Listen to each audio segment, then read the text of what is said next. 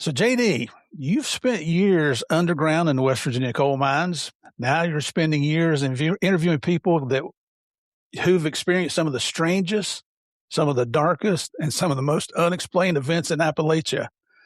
After everything you've seen and heard, what scares you more today? The things that happen underground or the things that happen above it? Sure, yeah. So to clarify, I was a surface miner, but I have family. Like my father-in-law was underground for forever, and he was actually the first show we did was ghost stories from an underground coal mine. So Wow. as far as the scariest thing, I don't know. I find new things all the time, whether it be at a haunted location like Trans-Allegheny, or I just went to a cemetery out in the backwoods. It's called St. Bernard Church. And they have a little cemetery there. And I got such, it's a weird euphoric feeling when it happens. When you just know there's something else there. So it just varies. I've had, I would say the time that would tell me that ghosts are real would be at Trans-Allegheny, no doubt, for sure. But other than that, I just, the most terrifying thing is what humans can do to each other, as you know, more than anyone. Yes. And we cover that too. And that's probably the most disturbing things that we cover is, true crime. So yeah, it varies. It just varies, but I don't know. Well, I always want to answer that one question one day, though. Are ghosts real? And I'm 95% there, so we'll see how it goes. I'm Steve Murphy, DEA Special Agent retired and now host of the Game of Crimes podcast. If you've seen the Netflix series Narcos, then you know my story. I now bring you stories of heroism and bravery from our law enforcement and military heroes, and occasionally from the criminals that they faced. Welcome to Game of Crimes.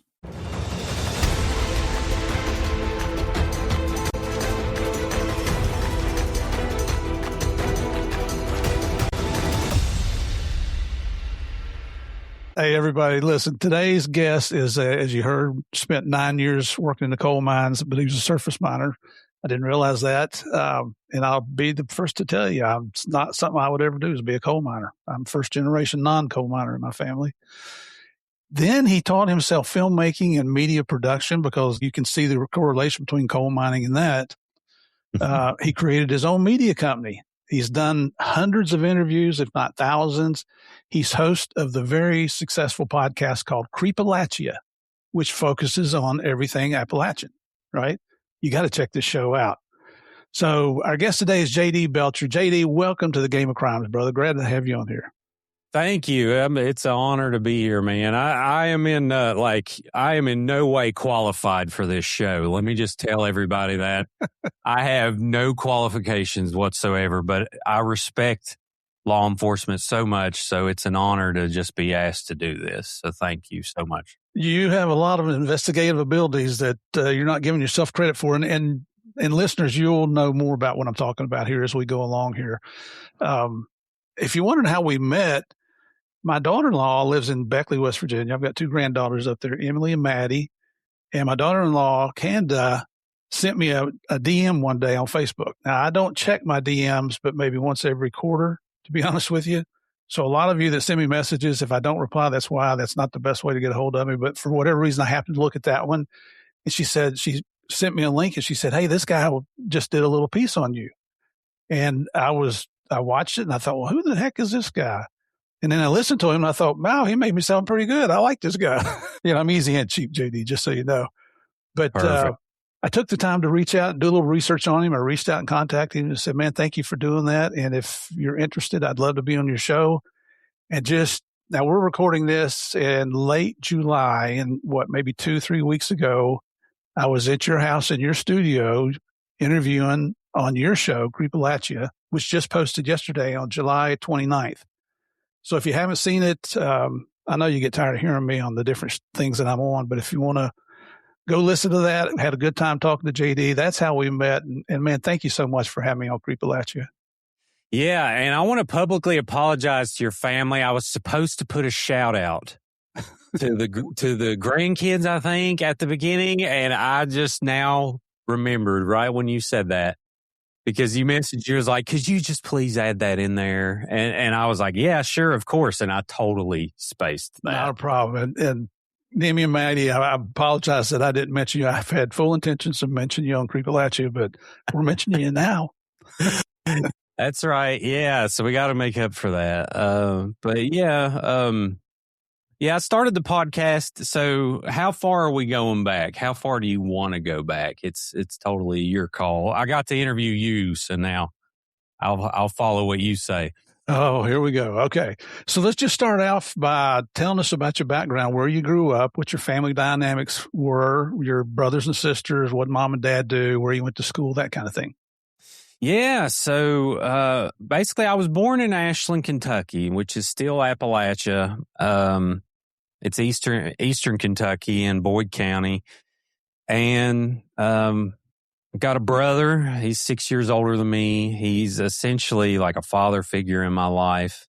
And after some marital problems, my mom and dad got divorced, and we ended up moving to Welch, West Virginia. And that is a decision that I'm forever grateful for. I was scared to death at first because it was kind of similar, but a little more rural, and moved on top of Belcher Mountain and was around my grandparents all the time, which was great. And I just started learning what life was like as a divorced kid.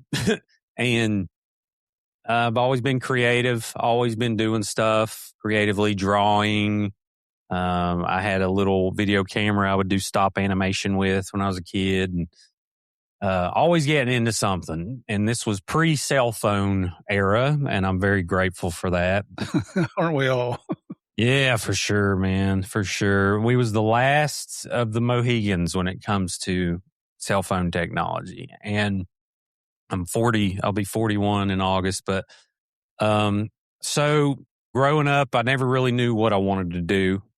I went to college and dropped out pretty quick. I actually went, the first time was going to be criminal justice. Mm-hmm. I did not, I went 3 weeks and dropped out. And then I was going to be a teacher, and I dropped out pretty quick there too. And thankfully, I actually went to electrician school, and it was a 9-month program, and I went 8 months, and someone offered me a position to haul coal at a coal mine in Boone County, West Virginia. And I said, you know what? I'm broke. So I'm going to drop out of this school. I have a month left, but whatever. And then I got a job for Massey Energy hauling coal. And that was the first real job I ever had. And that kickstarted my ability to take care of myself. And thankfully, I worked my way up. Everything I've always done, I've never been happy. I mean, I've been happy, but I've never been satisfied, if that makes sense. Like, I enjoy what I'm doing, but I want more. And even now, have everything I could ever possibly want, but I just keep on trying to build something like a caterpillar. And I've done that there to where I eventually got a union job working for Bluestone Coal. And I started running heavy equipment, and I lied to get the job. I said I could drive a rock truck. They put me in it. Thankfully, they're very easy to drive. You just got to try and not kill everyone on the mountain. And I was able to do that successfully, and they hired me. And that kickstarted the next 7 years of my life. And along the way, I was a high school or a college dropout, and I was making $90,000 a year. And that's the blessing of the coal mines that people don't realize is like, you can make a very good living in West Virginia. That kind of money is like high middle class. So you're going to be doing really well. And I could have done that for the rest of my life, but I was never really a good coal miner. So it was 2012, and a little show came out, and it was called Walking Dead. And I think it actually came out in 2011. And in 2012, I decided I wanted to make a zombie movie. So only problem was I didn't know anything. So I started going to YouTube and teaching myself everything I could possibly teach myself. and getting really obsessed and dedicated and spending all these nights in the attic, like hours upon hours. When I would get home from the coal mines, I would get on YouTube and I would find tutorials and I would figure out how to do certain things.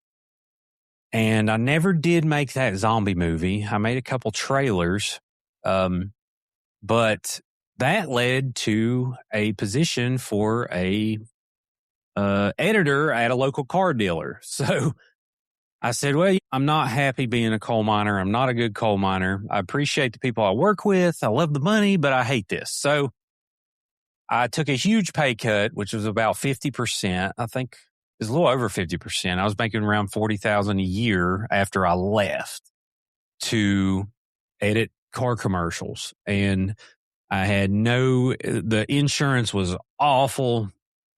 And, which is a big deal for me because I'm a type 1 diabetic. And my wife just said, I'm so sick of hearing you say like you're going to do, just go ahead and quit and do it. Like, let's just do it and see what happens. We'll be fine. I'm working. I'll support your sorry butt. We'll just do whatever. So thankfully she supported me and I quit. And that's how I learned to do this productively. And I spent 3 years making car commercials until eventually in 2016, I said, I think I can start a business. So I quit. Me and the art director, well, he's actually the chief creative officer of my company outside of Creepalachia, JJM Multimedia. It's not affiliated with Creepalachia, but he's the chief creative officer now. We quit our jobs the same day together in 2016. And I told him, give me a year. He had no plan. He just didn't want to be there working without me. I said, give me a year. And thankfully a year came by. He was the first employee that was hired on salary as of January 1st, 2018. And fast forward to now, it's a team of 7 people working on that team. We got health insurance. Everybody's making good money. Our retention is through the roof. And we've done work for hundreds of organizations.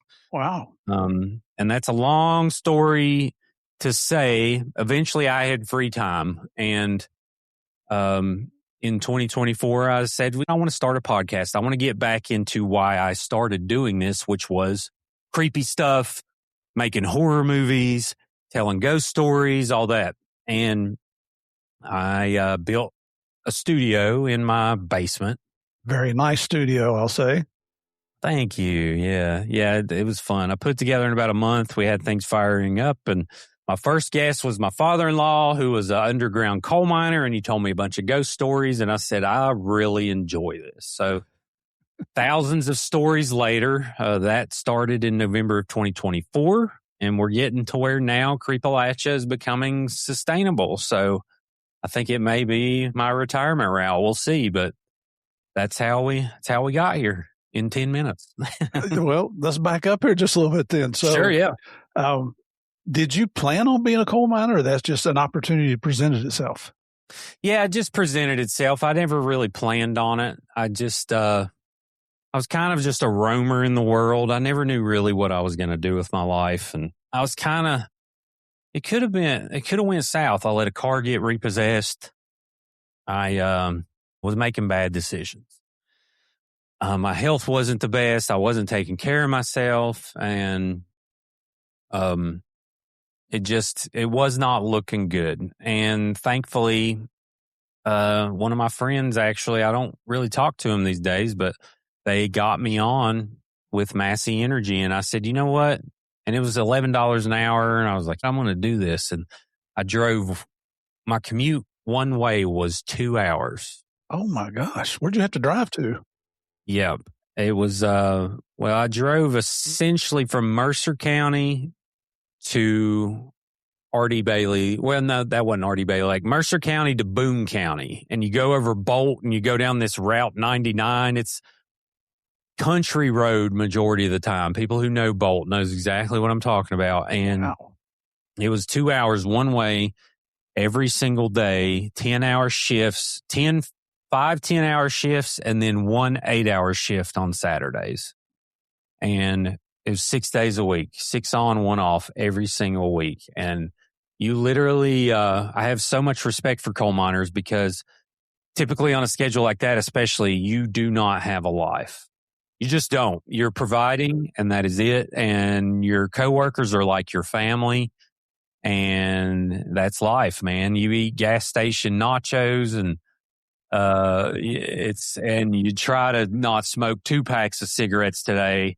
Like you just that's life. And I'm appreciative for those who do it, but I just know I wasn't that good at it, but I did keep it to pay my bills and until I took the leap. So yeah, it just presented itself, thankfully, by the grace of God or whoever. It just showed up. Grace of God, brother. I'm with you.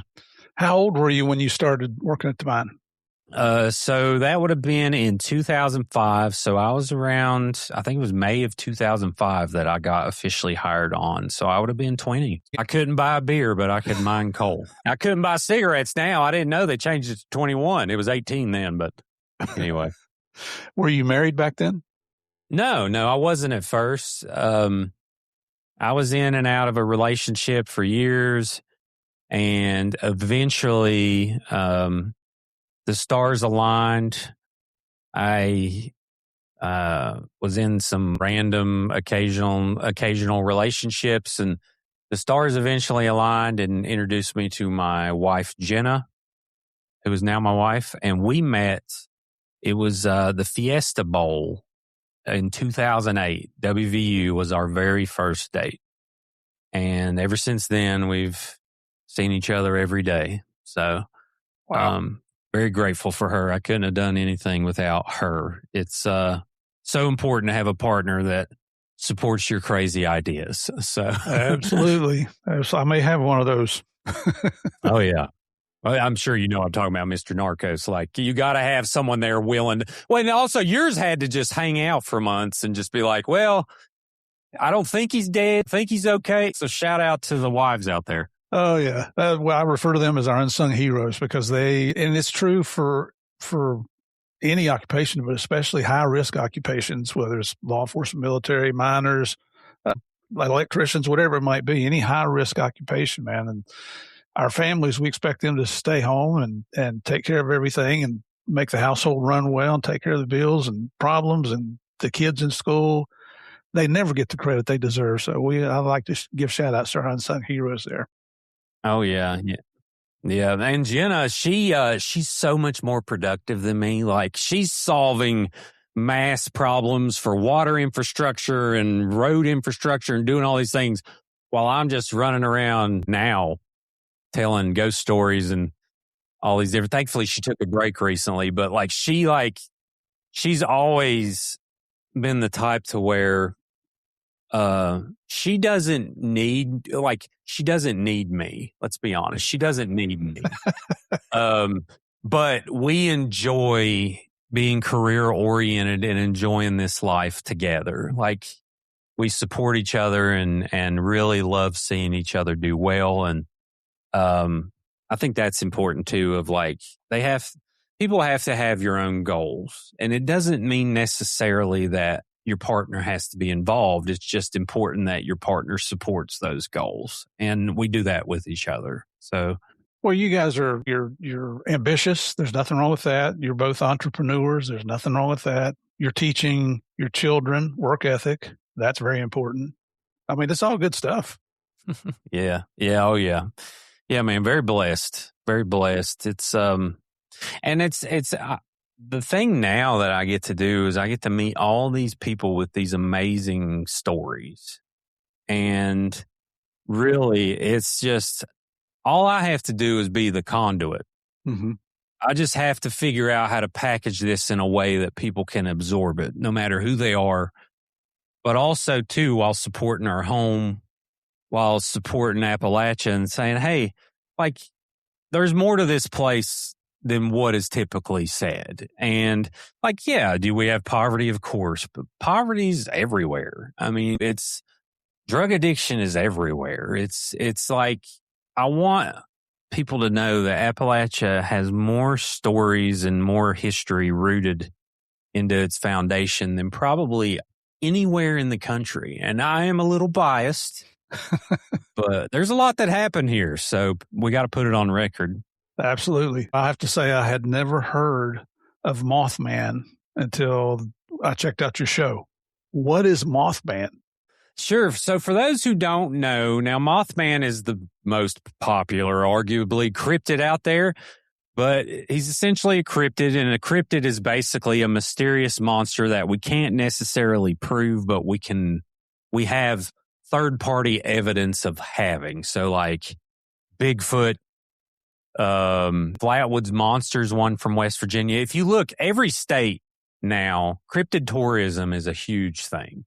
And a lot of them are silly, but a lot of them have relevancy to them. And Mothman is probably one of the cryptids that has the most lore tied to him than any cryptid out there. And it goes back to, I don't know if you know who Chief Cornstalk is. I don't.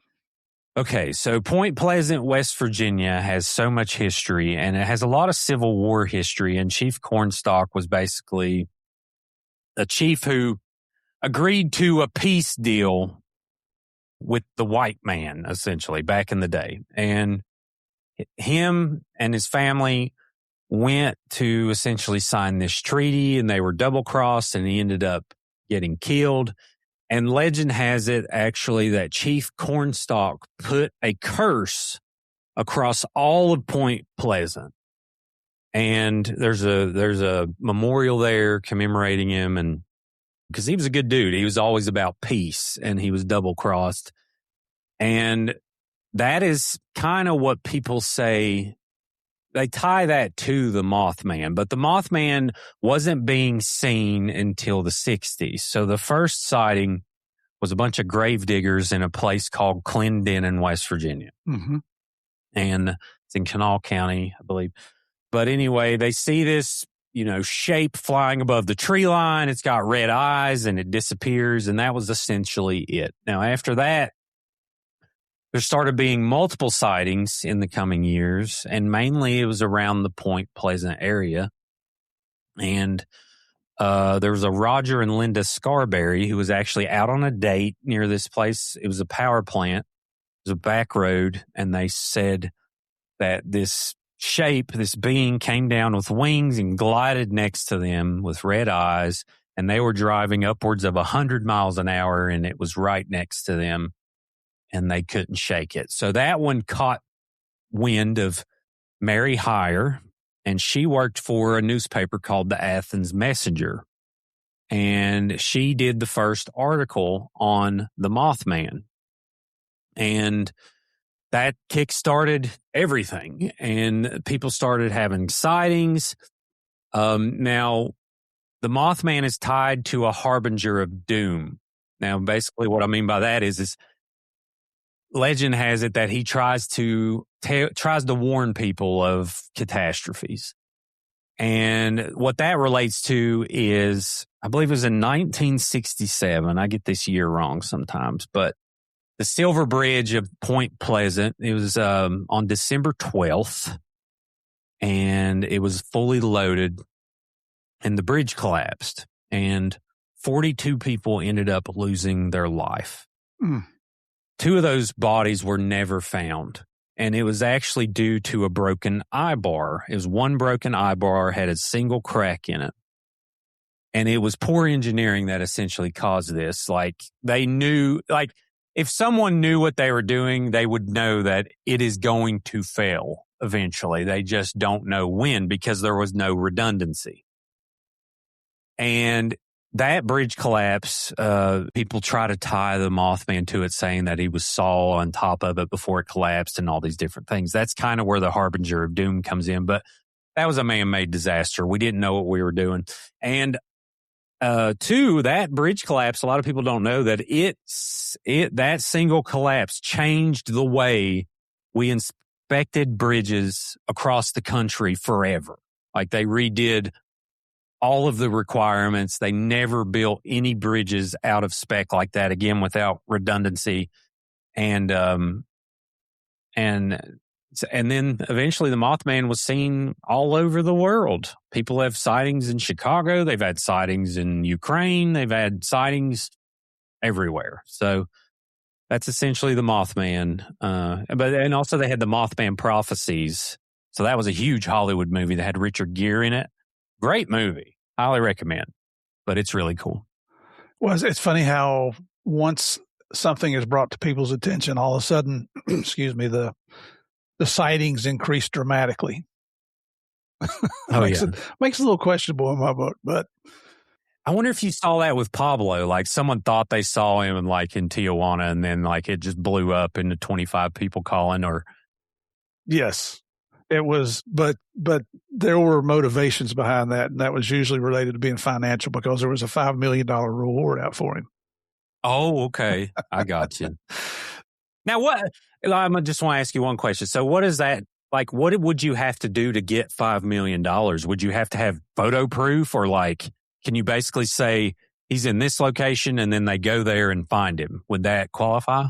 Yeah, the second one. So what we good grace, excuse me. What we were looking for was information that leads to his arrest or death. So because we knew he was going to fight. So if you provide the location, you were going to get a $5 million reward from the United States. There was a equivalent of about a $1.5 million reward in Colombia. So, but it was $6.5 million worth death to you and your family. That's the decision you have to make. That's the thing. Well, and so is it a sustainable system? Do they pay that from drug money that has been seized? I don't know. That's a good question. Because now for these big name drug dealers like El Chapo and El Mencho and people like that, the rewards are up in the $20 million range. So that's a good question. I don't know. I'm guessing it probably does come from the Department of Justice Asset Forfeiture Fund. Mm-hmm. And then Treasury, they have the Treasury Forfeiture Fund as well. So that's a good question. I mean, they might as well. I think there's a finder's fee, right? Like if you lead someone to a big drug bust, I think there's a certain percentage that they give the people, right? Yeah, you can apply for it. There's limitations. I think the limit is $1 million. But if it's drugs, the government's not going to sell drugs to generate income to pay you. They're going to destroy the drugs. But if it leads to a cash seizure or an asset seizure, then and you're the person that generated the information, you are entitled to a percentage. Gotcha. I need the tinfoil hat on that last statement. They're not going to sell drugs to try it. Like I could put the tinfoil hat on when it comes to that. But yeah. Maybe you know something I don't know. I don't know anything, to be honest. I try to tell people all the time. What was you're teaching yourself how to do filmmaking. Mm-hmm. What was one of your very first projects that you worked on? Oh man. So the first project was a zombie movie called Homestead. And that's the one I mentioned that I was going to try and make at the beginning because I watched The Walking Dead. I was like, this is so good. I want to do this.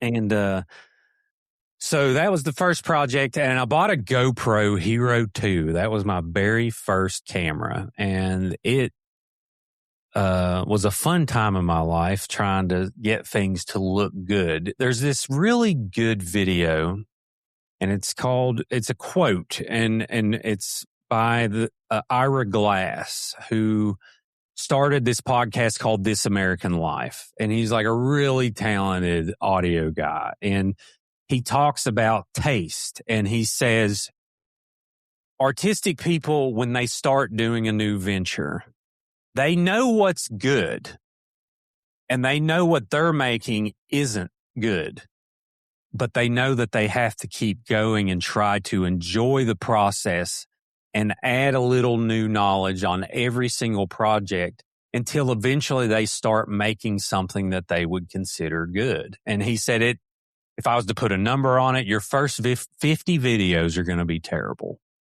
And I never knew how correct that video was. It's anyone out there wanting to do this, watch that 2 minutes. It is incredible. But all of those early projects, I never got to make that zombie movie, but my wife too, she sat and let me make a zombie on her face. Like I was doing like practical effects work. She let me do a zombie makeup on her that took 4 hours, and she just sat there reading. And afterwards I made the mixture too strong and she couldn't move her face.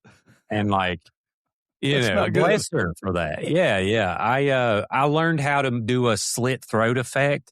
So like with like vacuum hose, like heat seal hoses, and this, garden pump. She sat there and let me do that.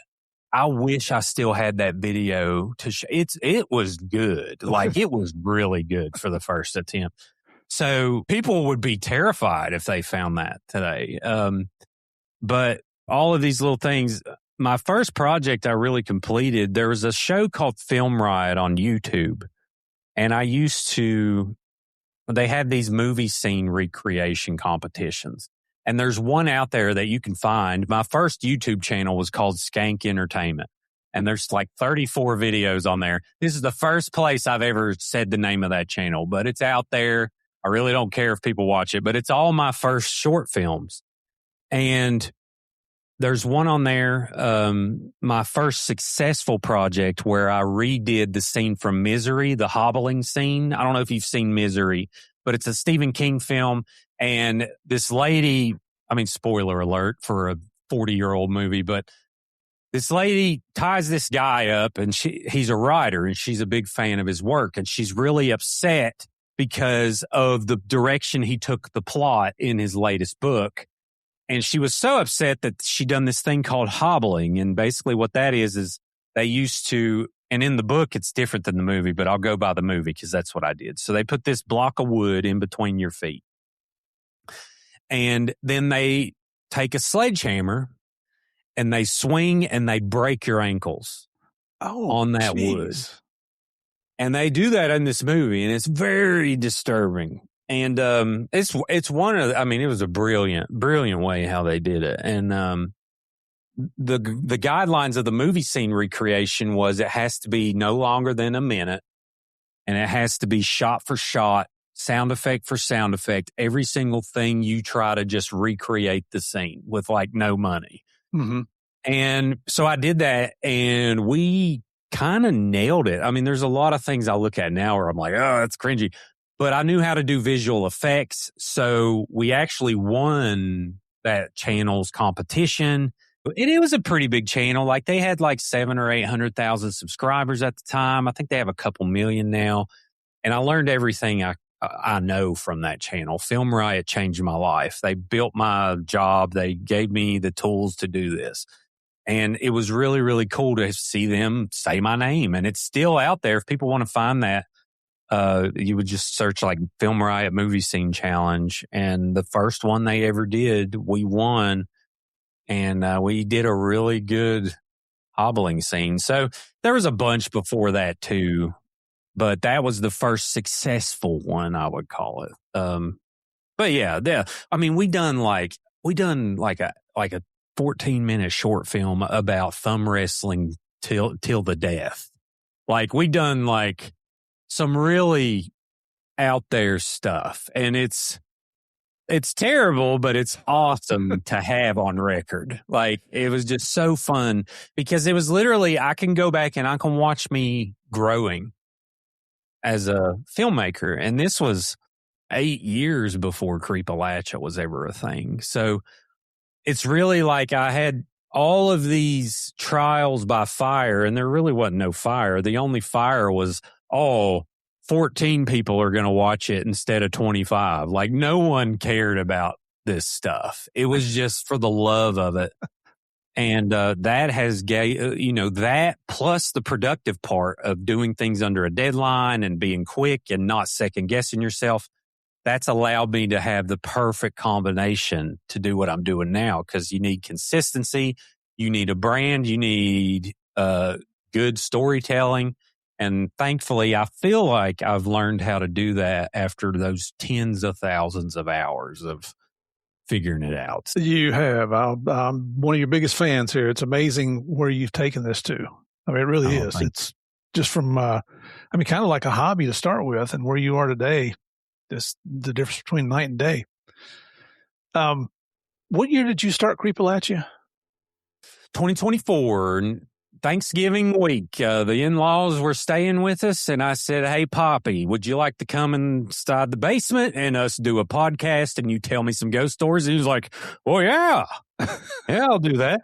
And he came down and we talked for over an hour. And when I have a good conversation, I don't know if other people have this, but when I'm talking to someone, like any podcast, this happened with you. Anytime I'm talking to someone, I feel like a muse or God or something has blessed me with having the ability to sense and feel how the conversation is going. So, like, I just had a lady come in. This hasn't released yet, but she talked about a place called Booger Hole, West Virginia. Mm-hmm.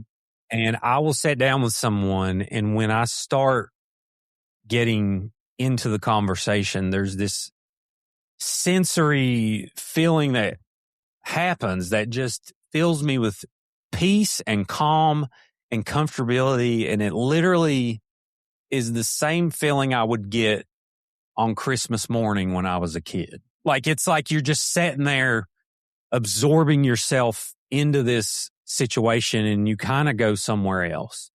And I just kind of let that direct where my questions go, the jokes I make, the direction of the conversation is controlled by this muse. And I've noticed that when I get that feeling, something always seems to do good.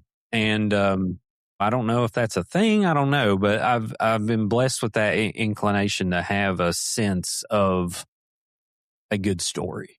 And Appalachians are storytellers at heart. So Yes, I personally, this is a very selfish effort starting this.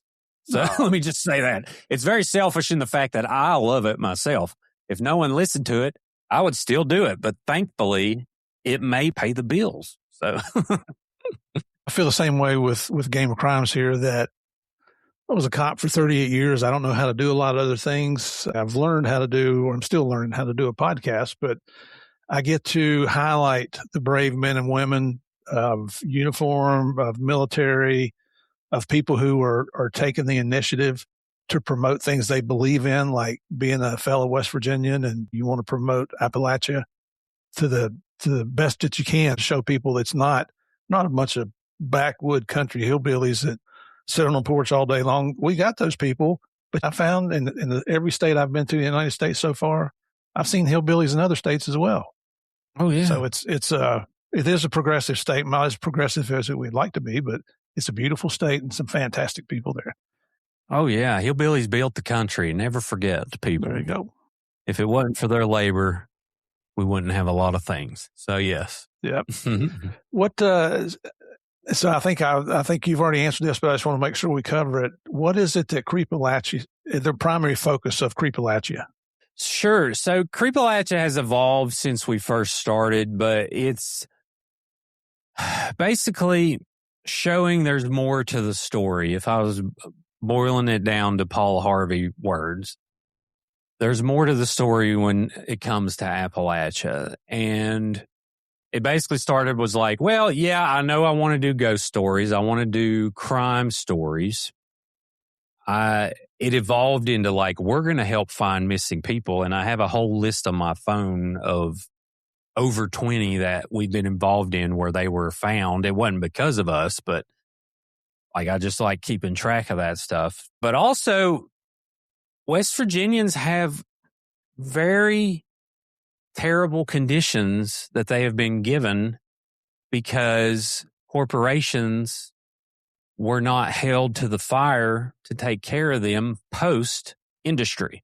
And what I mean by that is like, we have a project going on right now where we're trying to rebuild a bridge in Gary, West Virginia, which was one of the top 10 coal producing towns in the world at one point in time. So they had a bridge wash away. No one's wanting to rebuild it.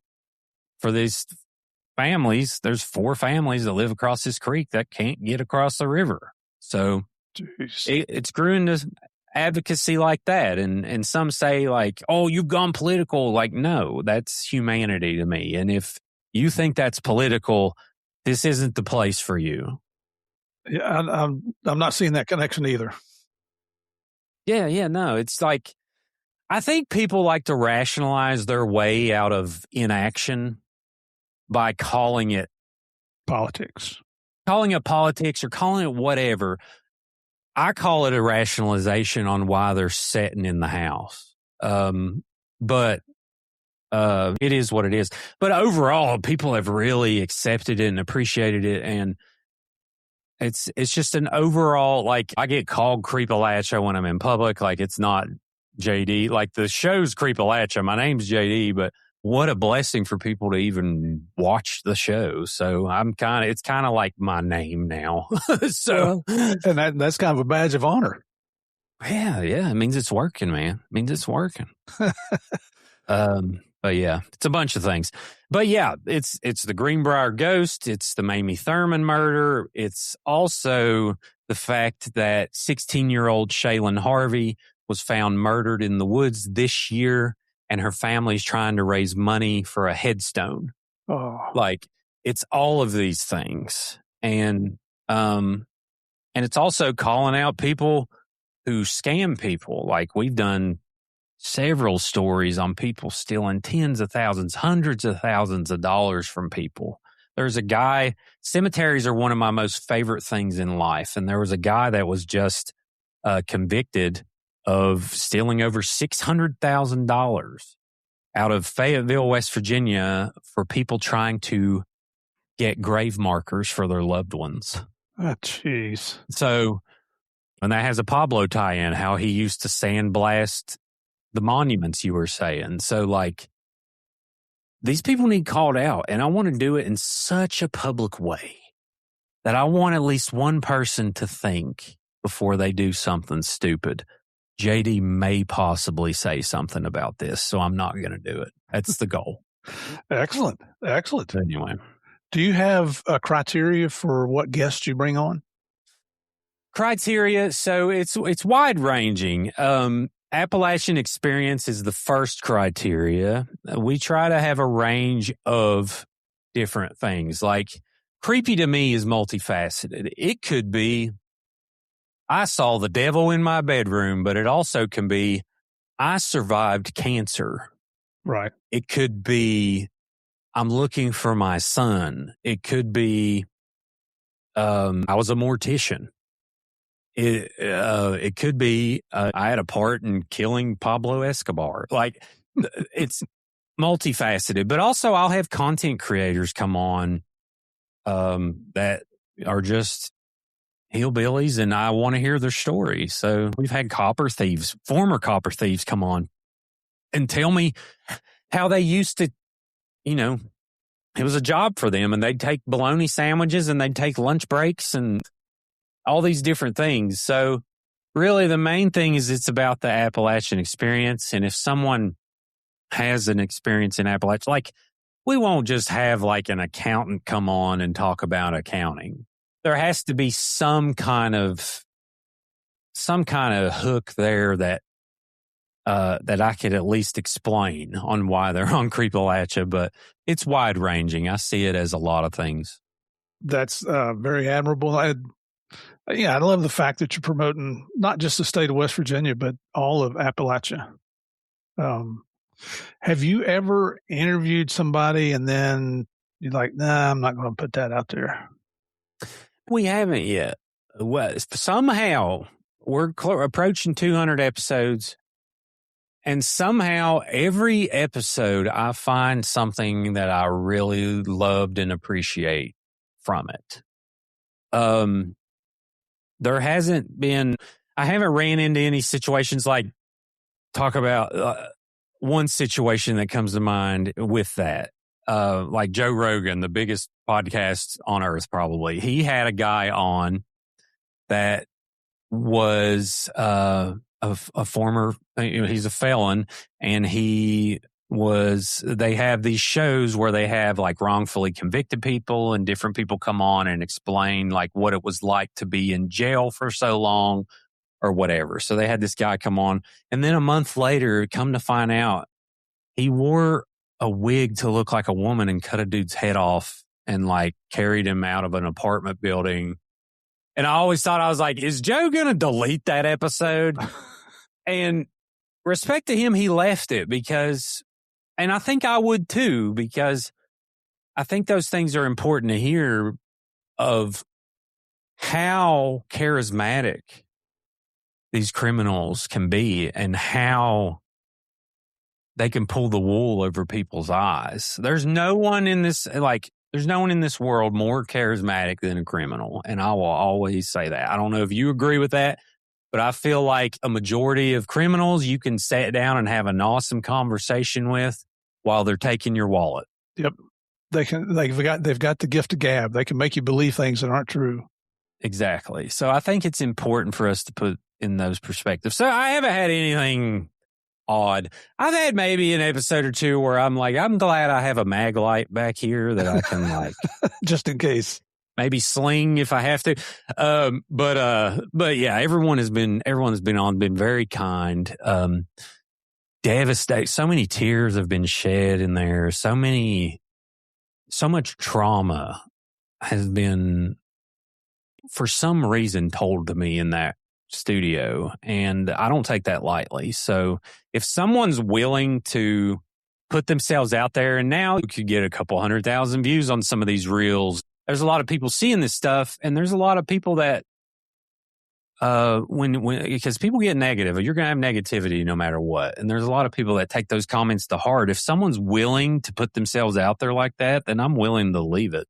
If someone came and got charged with probably the only way I'd remove something is if someone came on there and then was charged with a crime against a child or something insane. But nothing like that has happened. We have a pretty good vetting process, which is basically me figuring out if they're telling the truth and if I'd be interested in this conversation. So, but there's so many come in now, I don't have time to see them all or read them all, and that's a big blessing in itself. But I want people to know, like, I may not have seen your message, so don't get mad at me. But yeah, we got a little process there.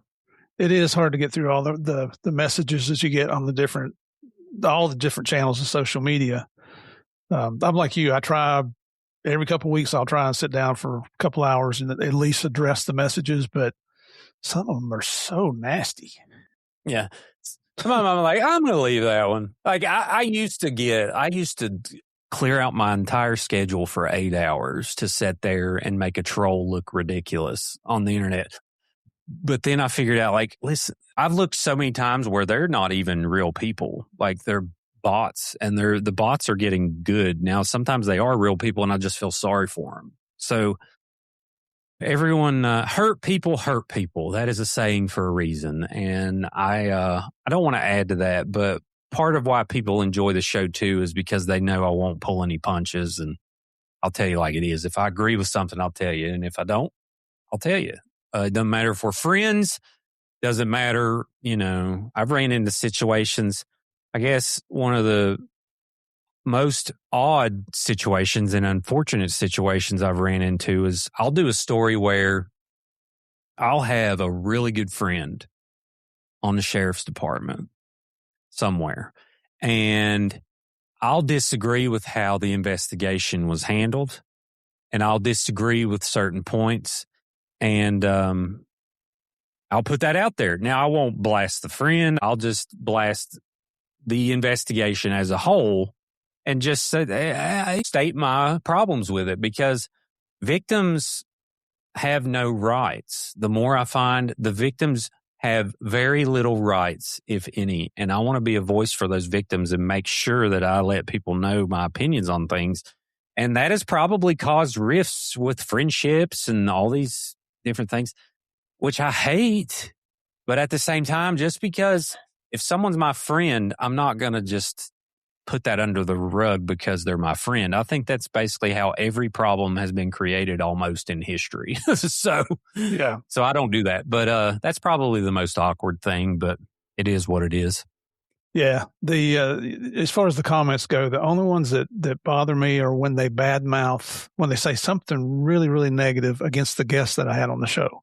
And I've had guests on Game of Crimes that have been shot in the line of duty, have been shot in the military, have done such heroic things. And then people who have never done anything to help anybody in the human life, they want to criticize everything that we've talked about. That bothers me. It takes every ounce of restraint that I have to not blast them right out of the seat there. But then if you do, you're just dragging yourself down to their level. No, yeah. To a certain point, yeah. Now, if someone's like bigoted or they say something mean or nasty about the way someone looks, like I'll delete and ban those people. Like if someone's just an idiot, I'm like, this person doesn't need to be here. But that's pretty rare. I probably less than a handful that I've actually had to remove because they're not doing anyone any good. But I do that, and I'm like, I'm wasting more time away from things that matter dealing with your pettiness. So you just don't need to be here. Yeah. So I have done that. I'm with you. And I was going to ask you, what have you learned from people? But I think we just covered that pretty good there. Oh, and me personally, I just posted a quote this morning. I talked about a quote that I love, and it's "Look for the helpers," and it is said by Mr. Rogers. And no criminal in this world is ever going to change my opinion on humans, and that overall they are the most warm and collectively caring folks to ever exist on earth. And you'll never tell me a majority of people aren't good. And it does it. That's what the small percentage of demons out there want you to think. They want you. That's why terrorism is the thing. They want you to think something else because of their heinous acts. And I will never change my opinion on that. So it's taught me a lot that I was right. People are genuinely really kind and down to earth and mostly relatable. So yeah. Have you in ever my done? opinion. Well, this is your story, brother. Right? Have you ever interviewed anybody that kind of keeps you awake at night that still bothers you a little bit? What you learned? Oh man, that's a great question. Really, I mean, any law enforcement episode, it's just a position I highly respect. And I know, like, I have good friends now that were investigators for decades that have real issues. There's a high percentage of PTSD, high percentage of alcoholism, all these different things, divorces, all these things that are sacrifices for doing things that you can't even talk about, that you have to just sit there and let people like me in the community form opinions on, and you can't talk about it because you can't screw up your case.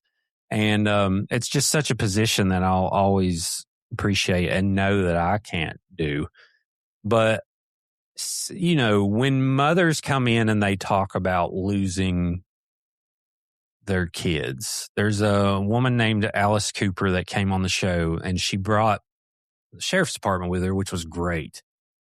I love when we can have like victims and cops come in, and I think that open communication can open doors and move mountains. But they came in, and she told me a story about her daughter going missing and eventually them finding her in a river and she's been there for so long that her skin, she was halfway in the river, halfway out of it. And she's been there so long that what was showing in the sun was bones. And the rest of her was bloated under the river. And this is her baby.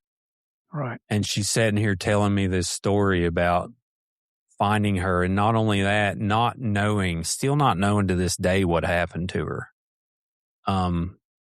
People that come in and share about the last time they talked to their son or the last time they talked to their sister. And Megan Reed was that girl's name. If anyone knows anything about that, definitely contact me or the Boone County Sheriff's Department. But those stories hit me the most because it's true terror, true horror amongst us that for sure happened. And there are for sure demons in human form walking amongst us. And that to me is way more scary than a ghost or a shadow figure at Trans-Allegheny Lunatic Asylum. So, yeah. Has it ever become so overwhelming during an interview you had to take a break? I've been able to hang on. We've had to take, I'm a diabetic, so we take a lot of bathroom breaks. But we had, we'd done so much coverage on the Natalie Cochran case, which was a case where basically a woman murdered her husband. And we started reporting on that. And then after the trial was over, the verdict was in, we started getting messages from people who were actively involved, like there the night he died, there, and they were wanting to share their story. And I would just be like, man, this is a responsibility here. And they would come in, and I did 4 hours with his best friend, Chris Davis. Like, Michael Cochran is who died and was murdered. Stuff like that.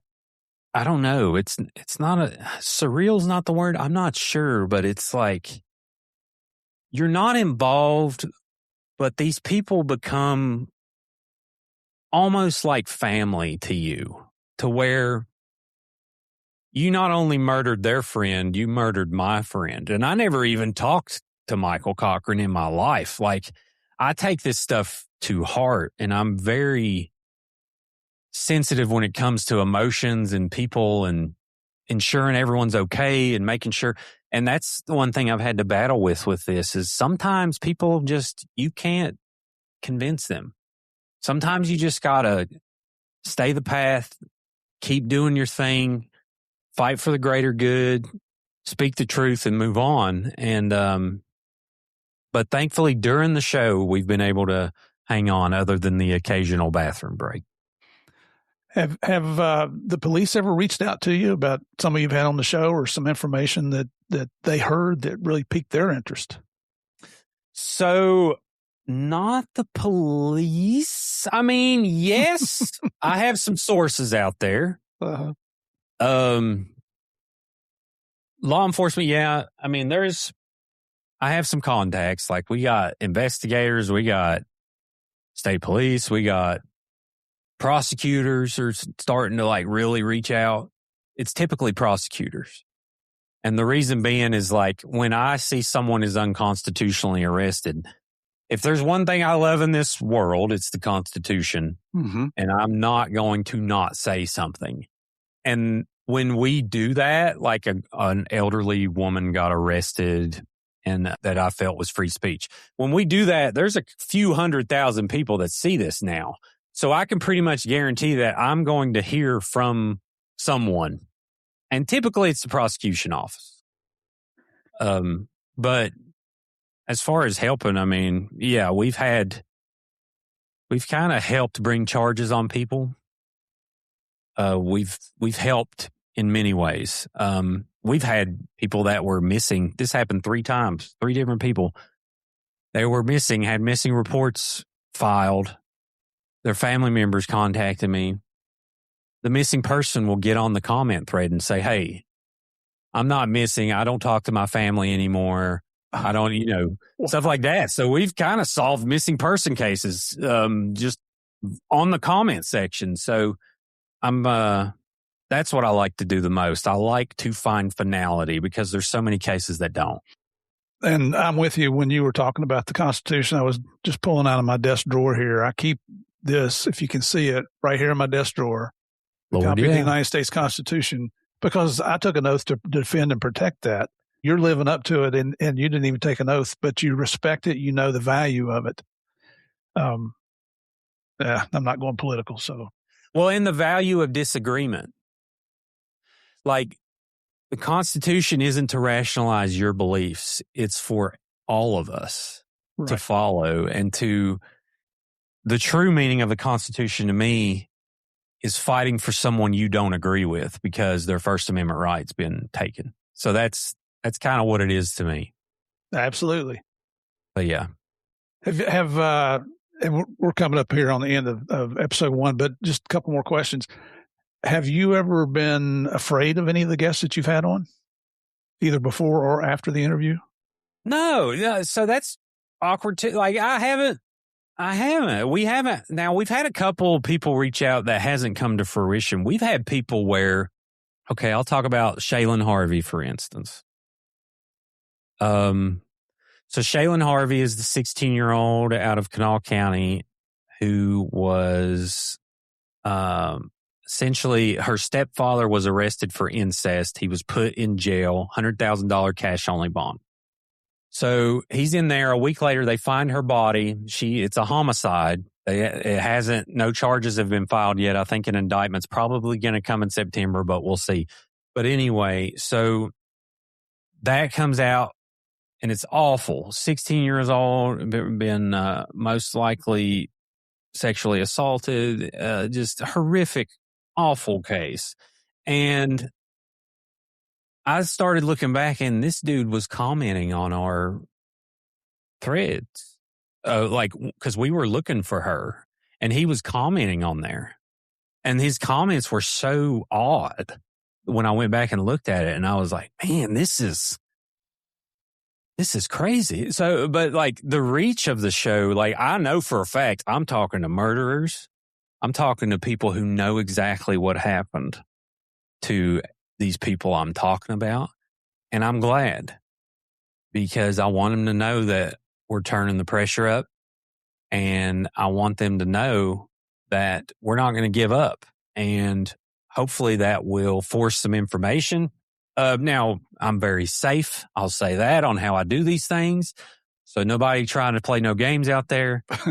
But anyway, that's the odd part. I've had people reach out who have been connected to potential murderers, the main suspects of people missing in cases that have been 20, 30 years, who have thought about coming on the show and then they decide not to. But I would welcome those opportunities, because if there's one thing I can do, I can make pretzels. And I'm very good at it. So I'll say that. I can do that in an interview too. So, but yeah, so that's kind of the only weird part. How about, and this is the last question for today, but have you ever been threatened because of any of this? Yes, I have. I've received a few, and they're usually baseless. Watch where you're going in Beckley, or stuff like that, or whatever. And that's part of it. We haven't got one in a long time. I take the appropriate steps when those situations happen, and we're very safe. I'll say that. So, yeah. I believe in the Second Amendment. That's where I'll leave it. But yeah, it's part of it. It's part of it, man. When you start reaching so many people, you're going to have a percentage of everyone. And that means a percentage of psychos are going to be listening. So you got to do what you got to do. Well, brother, we've been going over an hour now. So, ladies and gentlemen, JD has agreed to join us again tomorrow, because there's one particular docuseries that he created that I want to talk about tomorrow. You're probably thinking, wow, this is a different guest. He wasn't in the military. He wasn't in law enforcement. He wasn't a former criminal, or at least nothing that he's admitted to yet. Might have had something to do with him driving a coal truck, because I've seen some of those coal truck drivers, and they're a little crazy. I may have smoked a few things that weren't too legal, but I never got caught. But I did have my medical card. So when he's talking about cigarettes before he was 21 years old, that's what he's talking about there. So yeah, that's exactly what I was talking about. But what you've heard today is things that are tied into criminal cases. That's why at the beginning I said he's become somewhat of an investigator, whether he wanted to be or not. And it's by his own choice, because he has that curiosity and he cares about doing the right thing. So how could you not have somebody like that on the show? So JD, thank you for joining us today, brother. Looking forward to having you back tomorrow. Yes, sir. Can't wait. Thank you. All right, ladies and gentlemen, thank you for joining us today. If you haven't checked us out on Patreon yet, go to patreon.com/gameofcrimes. Come over, look at some of the crazy things we do over there. You get 4 days early access to every week's episodes that's going to be on if you're at the right level. I do a case of the month. Right now, I'm doing some interviews that Javier and I did about the Medellin cartel and bringing down Pablo Escobar, as well as the two case agents that brought down the Cali cartel. That's some bonus episodes on there. So there's a lot of fun stuff on there. So come over and check us out, see what you think. You can even join for free and listen to the first 5 minutes. It won't cost you a penny. So just check us out. And if you like it, sign up. But until tomorrow, everybody stay safe out there. God bless. We'll see you then.